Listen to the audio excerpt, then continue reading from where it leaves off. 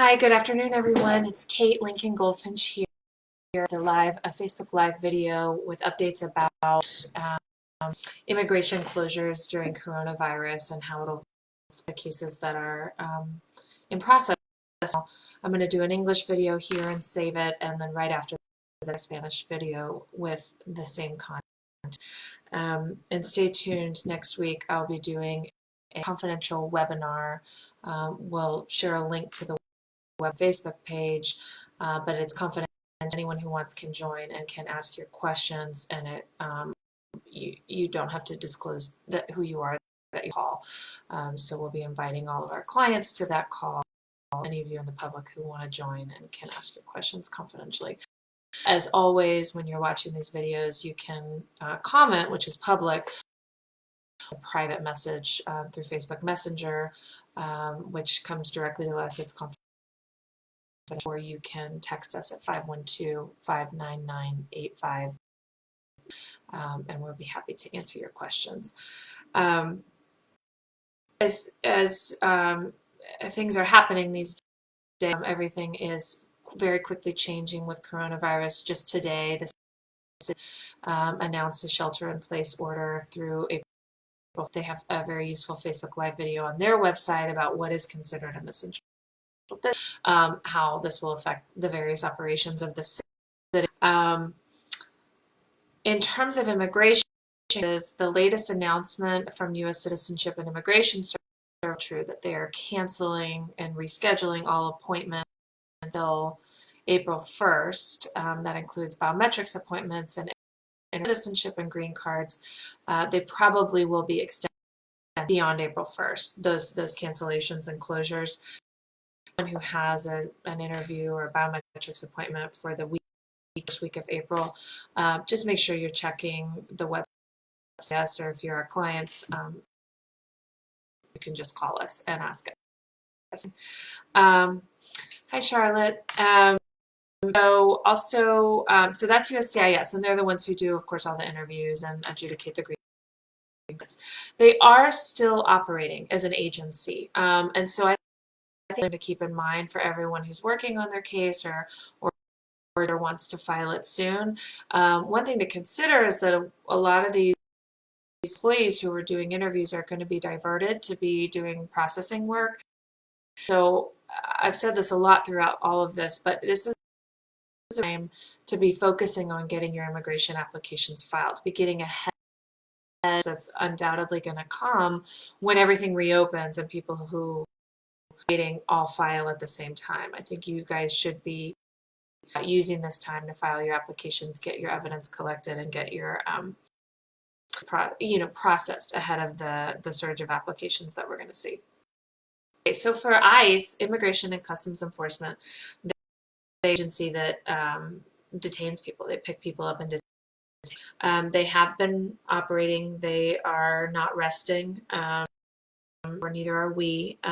They have said publicly that they're only people who pose a public safety risk, but of course that's not defined. And I think, I don't think that people need to live in more fear than they do already of ICE.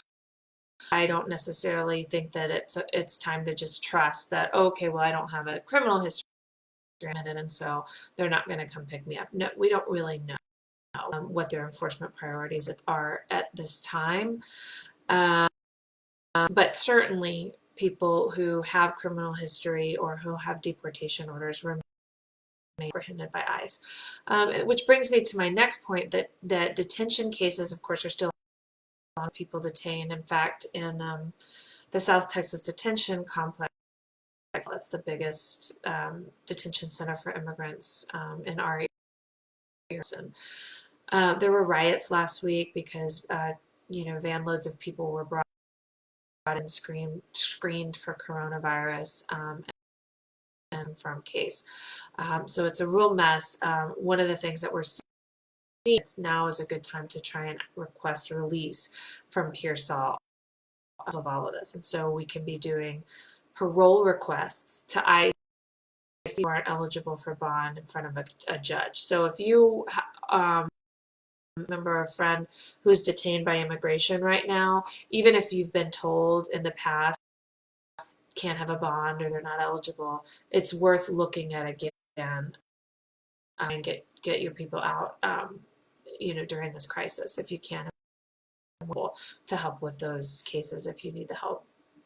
They're not into the detention centers unless we have our own prayer, which is absurd because that for the healthcare workers, but there are some ways that we can things via telephone, and so we are still able to cases right now. The Executive Office for Immigration courts have closed or are rescheduling all of their hearings for into cases. So for people who are not in detention, if you have a that's scheduled, it's most likely going to be rescheduled. For the MPP cases, these are the people in Mexico, they are going to be rescheduled through April 22nd. But unfortunately, they need to still appear at the bridge to this, which I think is absurd. But for anyone who's stuck in MPP, definitely be going to the bridge schedule hearing so that you can get that reschedule notice. Okay, and finally, we've been getting a lot of questions about whether benefits will affect public charge cases. The answer is will not. So unemployment benefits are not in the list of benefits that are for public charge. This is for people who are applying for a green card through a family. If someone in the family don't worry about it affecting your benefits are only available to people who have typically. So if the green card applicant otherwise has a work permit, they could be eligible for unemployment. But if they are undocumented, they're not going to be eligible for unemployment. If the petitioner, the U.S. citizen spouse, or the U.S. citizen petitioner needs to, it's not going to affect the outcome of the green card case. So I answered some of your questions about what's going on. I will be doing very updates as we get updates on the various different agencies. All of us at Lincoln-Goldfinch Law are working full-time on your cases. We are available for virtual appointments with you guys, for phone. We'll make it easy for you to keep your immigration cases going forward. So feel free to reach out to us. Feel free to share this video. And if there's information that you'd like individually or that you think would be helpful for the community as a whole, please just let us know, because we're always happy to share with you information that you need. Hope everyone's doing all right, staying strong. Try not to do too much social media because mental health. I know we have to keep up with the news, but be taking care of yourselves, and I'm sending you guys a little hug.